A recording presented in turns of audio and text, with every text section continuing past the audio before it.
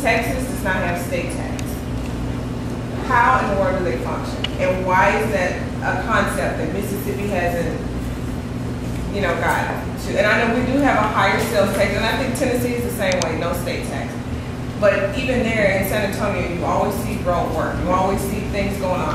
Even our license tags are not nearly as expensive.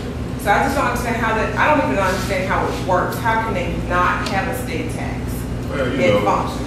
Yeah. So, you have a population that, with sales tax revenues, with businesses that come, they have all revenues that we don't have. There's a lot of things that they don't have. But the other thing that they have, their position, their per capita income is higher than ours. So they have things that we don't, we're not in a position.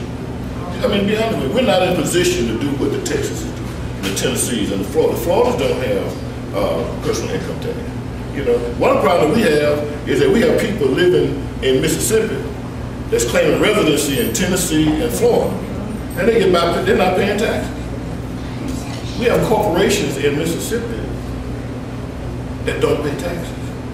80% of all the corporations in Mississippi don't pay taxes. 103 of all of 150 largest corporations in Mississippi don't pay taxes. Why not? Well, because a lot of them have had incentives that different cities, counties, states have exemptions they've given them because they've come and said, we're going to have 100 people to work for us, and we said, if you have 100 people to work for us, we exempt you for this or that or whatever. What we need to do is to go back and look at those corporations annually and see if they are giving us, providing us, honoring the contract that we have with them. Because the state is honoring theirs. If they're not paying tax, we're honoring ours. So if they're not hiring the people that we said that they agreed to hire, we need to relook at this. And this is not anti-anything. This is fairness. This is not only corporate responsibility, it's individual responsibility. Not only do we need to look at the corporation, but we need to look at the individuals as well. It's amazing when you look at the corporations, only 10 or 20% of the corporation amount for the general fund.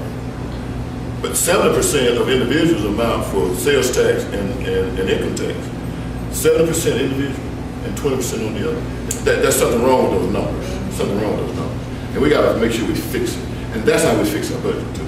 I'm not talking about raising taxes. I'm talking about being fair. I'm talking about being responsible citizens of Mississippi.